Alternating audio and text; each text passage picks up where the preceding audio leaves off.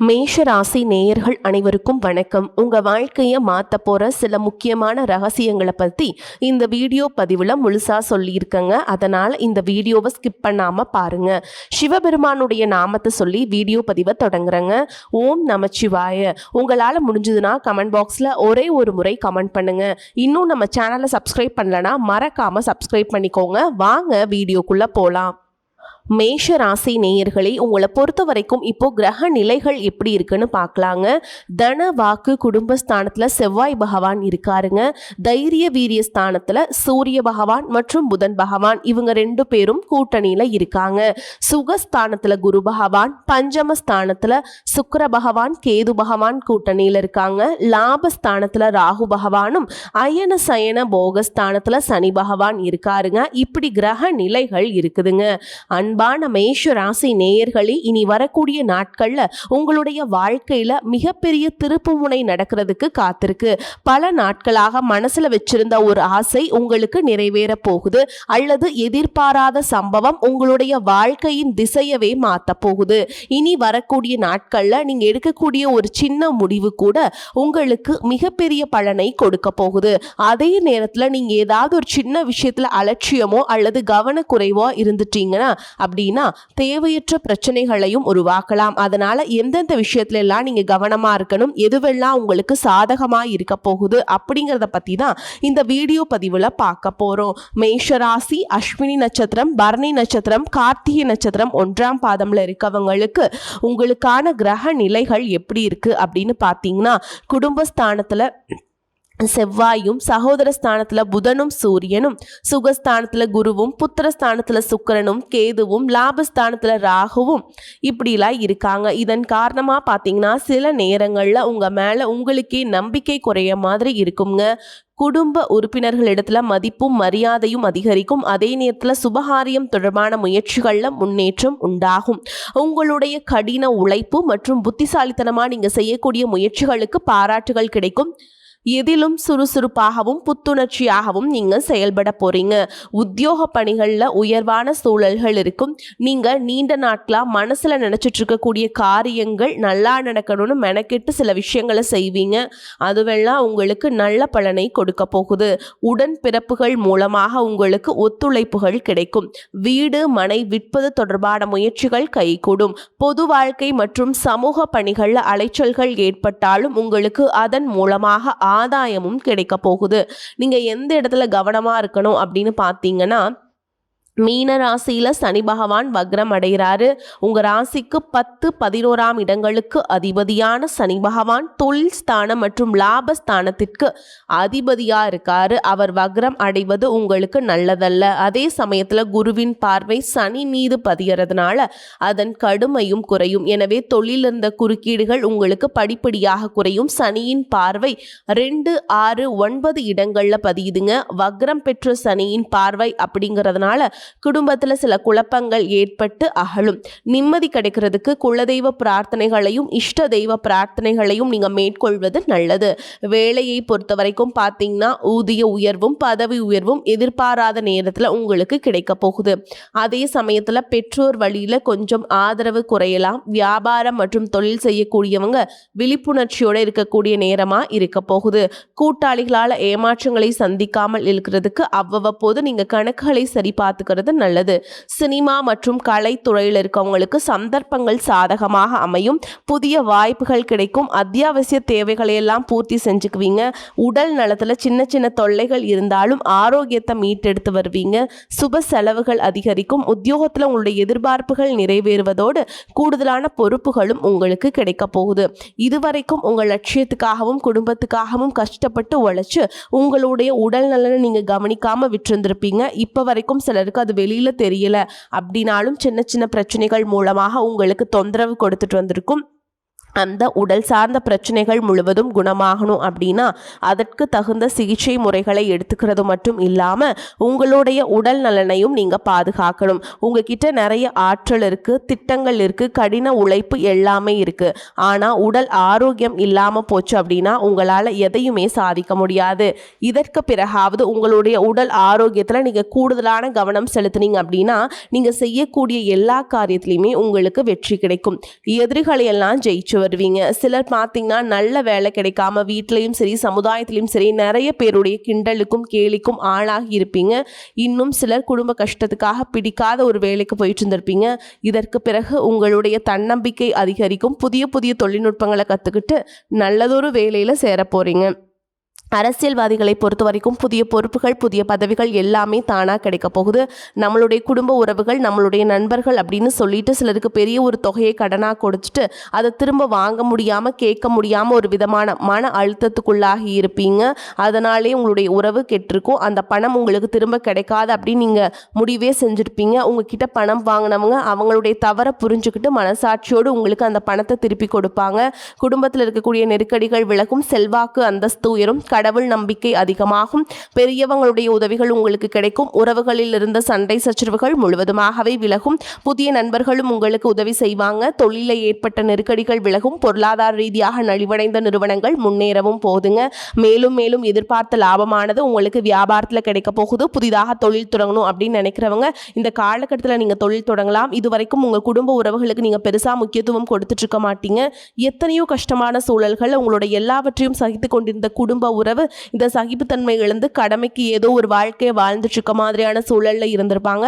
என்னதான் நீங்க குடும்ப உறவுகளை பத்திரமா பார்த்துக்கிறேன் எல்லாத்தையும் பூர்த்தி செஞ்சு கொடுக்குறேன் அப்படின்னு சொன்னாலும் குடும்ப உறவுகள் கிட்ட நீங்க மனம் விட்டு பேசணும். நீங்க 20 வயசுல இருந்தாலும் சரி 70 வயசுல இருந்தாலும் சரி குடும்பத்தில் இருக்கவங்களுடைய மனநிலை நீங்க எல்லா கட்டத்திலையுமே புரிஞ்சுக்கணும். அவங்களுடைய வார்த்தைகளுக்கு மதிப்பு கொடுத்து சில விஷயங்களை திருத்திக்கிட்டும் சில விஷயங்களை மாத்திக்கிட்டும் நீங்க இருந்தீங்க அப்படின்னா உறவுகள் உங்களை தலையில தூக்கி வச்சு கொண்டாடுவாங்க.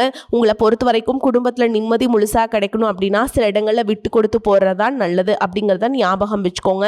இவையெல்லாம் சரியா செய்யாத காரணத்தினால தான் நிறைய பேருடைய குடும்பத்தில் கணவன் மனைவியா இருப்பாங்க. வெளியே போவாங்க வருவாங்க. ஆனால் உண்மையான அந்யோன்யம் இருக்காது. சரியா பேசிக்க கூட மாட்டாங்க. சமுதாயத்துக்காக போலியான ஒரு வாழ்க்கையை வாழ்ந்துட்டு இருக்க மாதிரி இருக்கும். இதற்கு பிறகு உங்க வாழ்க்கையில் இதுவெல்லாம் நடக்கக்கூடாது அப்படின்னா மனம் விட்டு பேசி உங்க கூட அதிகமான நேரத்தை செலவிடணும். உங்கள் மேலே அவங்களுக்கு நம்பிக்கை வர மாதிரி நடந்துக்கணும். பண வசதி வாய்ப்புகள் எல்லாருக்கும் தேவை அப்படின்னாலும் அதை வச்சு நிம்மதியான அழகான ஒரு வாழ்க்கையை வாழ முடியாது. கோடீஸ்வரனாக இருக்கவங்க கூட கஷ்டப்படுறதையும் ஏழைகளாக இருக்கவங்க கூட சந்தோஷமாக இருக்கிறதையும் நம்மளால் பார்க்க முடியுது. சின்ன சின்ன விஷயங்களை கூட சரியாக பேசி முடிக்காத காரணத்தினால தான் பெரிய பெரிய பிரிதல்கள் எல்லாமே வருதுங்க. இன்னும் சிலருக்கு பார்த்தீங்கன்னா விவாகரத்து வரைக்கும் கூட போயிடுது. இந்த மாதிரியான விஷயங்கள் எல்லாம் உங்கள் வாழ்க்கையில் நடக்கிறதுக்கு நீங்கள் மட்டுமே முழுமையான காரணம் இல்லை. உங்களை மட்டுமே குற்றம் சொல்லிட முடியாது. சில கிரகங்களுடைய பார்வை தசா புத்தியினுடைய பலன்கள் காரணமாகவும் இதுவெல்லாம் நடக்கும். சில ஜோதிட சூட்சமங்களை எல்லாம் நீங்க புரிஞ்சுக்கிட்டு சரியான விஷயங்களை மட்டும் செஞ்சீங்க அப்படின்னா உங்களுடைய வாழ்க்கையிலும் நல்லது நடக்கும். நீங்க விவாகரத்து வாங்கியிருந்தா கூட 2 பேருடைய உள்ளத்திலும் தூய்மையான புரிதல் வர வரைக்கும் உண்மையா நடந்துக்கங்க. உங்க வாழ்க்கையில நடந்த சம்பவங்கள் எந்த மாதிரி சிச்சுவேஷன்ல நடந்துச்சு அப்படின்னு மற்றவங்க சூழல்ல இருந்து உணர்வு பூர்வமா நினைச்சு பாருங்க. நிச்சயமா உங்க மனசுக்குள்ள மிகப்பெரிய மாற்றம் வரும். இந்த மாற்றத்தின் காரணமா குடும்ப உறவுகள் மீண்டும் சேர்வாங்க. இதுவெல்லாம் உடனே நடக்கல அப்படின்னாலும் சில மாதங்கள்ல ஒன்றா சேர்வதற்கான வாய்ப்புகள் இருக்கு. இந்த வாய்ப்புகள் சரியாக அமையும் போது நீங்கள் அதை பயன்படுத்திக்கிட்டீங்கன்னா உங்களுடைய வாழ்க்கை உங்களுக்கு பிடிச்ச மாதிரியே மாறும். உங்களுடைய முன்னேற்றத்தை தடுக்கிறதுக்கும் உங்களை அவமானப்படுத்துறதுக்கும் இங்கே நிறைய பேர் கூடவே இருந்துட்டு முயற்சி பண்ணிகிட்ருக்காங்க. ஆனாலும் அவங்களுடைய சதிகளையும் சூழ்ச்சிகளையெல்லாம் தாண்டி இப்போ வரைக்கும் ஓரளவுக்கு நீங்கள் நல்லா இருக்கீங்க அப்படின்னா உங்ககிட்ட இருக்கக்கூடிய நல்ல எண்ணங்களும் கடவுள் பக்தியும் இதுவரைக்கும் நீங்கள் செஞ்ச தர்ம காரியங்களும் தான் உங்களை காப்பாற்றிக்கிட்டு இருக்கு. இதுக்கு முன்னாடி நல்ல நண்பர்களாக இருந்திருப்பாங்க, நல்ல உறவுகளாக இருந்திருப்பாங்க. அவங்களே தன்னுடைய சுயநலத்துக்காக துரோகங்களை எல்லாம் செஞ்சு உங்களுடைய வாழ்க்கையை கெடுக்கணும் அப்படின்னு நினைக்கும் போது இந்த உலகத்தில் யார் நல்லவங்க யார் கெட்டவங்க யாரை நம்புறது அப்படிங்கிறது தெரியாம தான் நீங்கள் புலம்பிட்டு இருக்கீங்க. ஒரு வகையில் இந்த மாதிரி விஷயங்கள் உங்களுக்கு கஷ்டத்தை கொடுத்தாலும் இப்போவாவது இவங்க நம்ம மேலே எவ்வளவு பொறாமையோடவும் வன்மத்தோடவும் இருக்காங்க அப்படிங்கிறத ஓரளவுக்கு நீங்கள் புரிஞ்சிருப்பீங்க. இதையெல்லாம் தெரிஞ்சும் கூட நீங்கள் என்னமோ பண்ணுங்கள், எத்தனையோ நல்லது செஞ்ச எனக்கு மனசாட்சிக்கு விரோதமாக தப்பு செய்கிறீங்க அப்படின்னா அந்த கடவுள் உங்களுக்கு நிச்சயமாக மிகப்பெரிய தண்டனையை கொடுப்பார் அப்படின்னு தான் கடவுள்கிட்ட உங்களுடைய வேண்டுதலை எல்லாம் வச்சுட்டு கடந்து போயிட்டுருக்கீங்க. இப்போ இருக்கக்கூடிய சூழலில் தான் உண்டு தான் வேலை உண்டு அப்படின்னு தான் இருக்கீங்க. இருந்தாலும் உங்களுடைய கஷ்டத்தையும் கண்ணீரையும் மற்றவங்களுக்கு தெரியாத மாதிரி தான் பார்த்துட்ருக்கீங்க.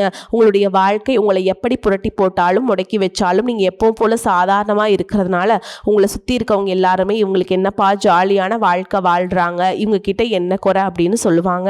ஆனால் மனசில் நிம்மதி இல்லாமல் சரியாக சாப்பிட முடியாமல் அவ்வளவு ஏங்க நிம்மதியாக தூங்க முடியாமல் கூட நீங்கள் எவ்வளவு கஷ்டப்படுறீங்க அப்படிங்கிறது உங்களுக்கும் அந்த கடவுளுக்கு மட்டும்தாங்க தெரியும்.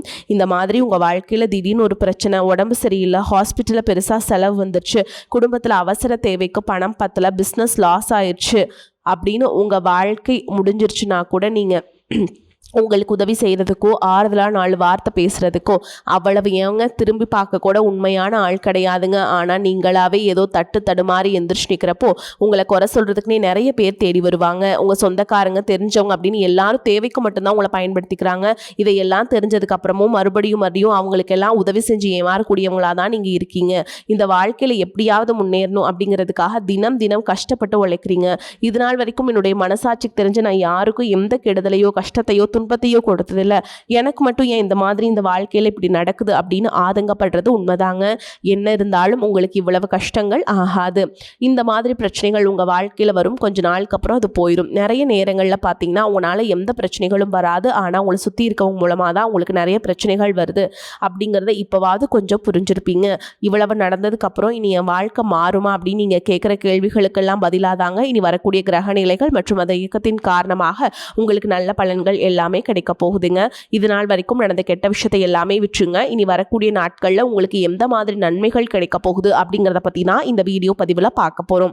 முதலாவதா மீனராசியில் இருக்கக்கூடிய சனி பகவான் உங்களுக்கு ஆரம்பத்தில் சில தடைகளை கொடுத்திருந்தாலும் இந்த வருடத்தின் இறுதிக்குள்ள உங்களுக்கு நல்ல பலன்களை எல்லாம் கொடுக்க போறார், தடைகளை எல்லாம் விளக்க போறார். இதன் மூலமாக பொருளாதார ரீதியாக உங்களுக்கு நல்ல முன்னேற்றம் அப்படிங்கிறது விரைவிலேயே ஏற்பட போகுதுங்க. அடுத்ததாக பார்த்தீங்கன்னா சுக்கிர பெயர்ச்சி, புதிதாக வீடு வாகனங்கள் எல்லாமே வாங்குவீங்க. ஆரம்பத்தில் பொருளாதாரத்தில் ஏற்ற இறக்கங்கள் இருந்தாலும் இந்த வருடம் முடியும் பொழுது குறிப்பிட்ட அளவுக்கு நீங்க சொத்து சேர்த்து வச்சிருப்பீங்க. குரு பகவான் மிதுன ராசியிலிருந்து தன்னுடைய உச்ச ராசியான கடக ராசிக்கு போகும் பொழுது கஜ கேசரி யோகமும் உண்டாக போகுது. இந்த நேரத்தில் உங்க நிதி நிலைமை ரொம்பவே முன்னேற்றமாக இருக்கும். குழந்தை பாக்கியம் இல்லை அப்படின்னு கவலைப்பட்டு இருக்கவங்களுக்கு நிச்சயமா குழந்தை பாக்கியம் உருவாகும். அவங்களுடைய உடல் நலனில் எவ்வளவு பிரச்சனைகள் இருந்தாலும் அதையெல்லாம் சரி செஞ்சு இந்த பாக்கியத்தை அடைய போறீங்க. குடும்பத்திலையும் மனதிலையும் மிகப்பெரிய மகிழ்ச்சி நிரந்தரமாக இருக்க போகுது. படிக்கக்கூடிய மாணவர்களுக்கும் கல்வி ரொம்பவே சிறப்பாக இருக்க போகுது. அடுத்ததாக பார்த்தீங்கன்னா நவம்பர் மாதத்தில் ஏற்படக்கூடிய ராகு கேது பயிற்சியில் குடும்பம் மற்றும் தொழிலில் திடீர் மாற்றங்களும் திருப்பங்களும் ஏற்பட போகுது. நீண்ட நாளாக நிறைய பேர் உடல் நலம் சார்ந்த பிரச்சனைகளில் முடங்கி கிடந்திருப்பாங்க, நடக்கிறதுக்கே ரொம்பவே சிரமப்பட்டு இருந்திருப்பாங்க. அந்த பிரச்சனை எல்லாமே முழுவதுமாக நிவர்த்தியாக போகுது. கடந்த காலகட்டங்களில் உங்களுக்கு நல்லதொரு வேலை கிடைச்சிருக்காதுங்க. குடும்ப கஷ்டத்திற்காக குறைவான சம்பளத்தில் பிடிக்காத வேலையை செஞ்சு இருந்திருப்பீங்க. உங்களை பொறுத்த வரைக்கும் பிஇ படிச்சிருப்பீங்க, டிகிரி படிச்சிருப்பீங்க. சில பேர் தன்னுடைய கல்வி தகுதிக்கு சரியான வேலை கிடைக்கல அப்படின்னு ரொம்பவே ஆதங்கப்பட்டு இருந்திருப்பீங்க. வரக்கூடிய நாட்களில் நீங்கள் சரியான முயற்சிகளை எடுத்தீங்க அப்படின்னா அரசாங்க வேலைக்கு நீங்கள் முயற்சி பண்ணாலும் உங்களுக்கு அரசாங்க வேலை கிடைக்குங்க. பேங்க் வேலையோ ஐடி கம்பெனியோ அல்லது தனியார் நிறுவனங்களோ உங்களுக்கு மனசுக்கு பிடிச்ச மாதிரியான நல்ல வருமானத்தோடு வேலை கிடைக்கக்கூடிய சூழலும் இருக்கு. மேலும் கணவன் மனைவிக்கிடையே பார்த்தீங்கன்னா நல்ல அந்யோன்யம் இருக்க போகுது. இதுவரைக்கும் இருந்த மன கஷ்டங்கள் எல்லாம் நீங்கி ஒற்றுமையோடு இருக்க போறீங்க. சொத்து மற்றும் பல பிரச்சனைகள் காரணமாக நீதிமன்றத்தில் ஏதாவது வழக்குகள் இருக்குது அப்படின்னா கூட அதுவெல்லாம் உங்களுக்கு சாதகமாக மாறும். அதிலும் சொத்து விஷயத்தில் சனி பகவானுடைய பார்வை உங்களுக்கு நேரடியாக இருக்கிறதுனால சில தடைகளை கடந்து வரும்பொழுது உங்களுக்கு அந்த சொத்தானது நிச்சயமாக கிடைக்கும்.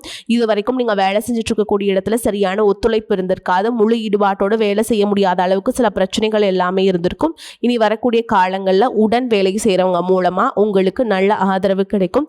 சந்தோஷமாக அந்த வேலையை செய்வீங்க. வேலையில் உங்களுக்கு பண பலன்கள் ஏதாவது வராமல் இருந்துச்சுன்னா அந்த பண பலன்கள் எல்லாமே உங்களுக்கு வெகு சீக்கிரத்தில் கிடைக்கும். அரசு வேலையில் இருக்கக்கூடியவங்க சட்டத்திற்கு புறம்பாக எந்த ஒரு காரியத்திலையுமே ஈடுபடாமல் நேர்மையாக நடந்து கொள்வது நல்லதுங்க.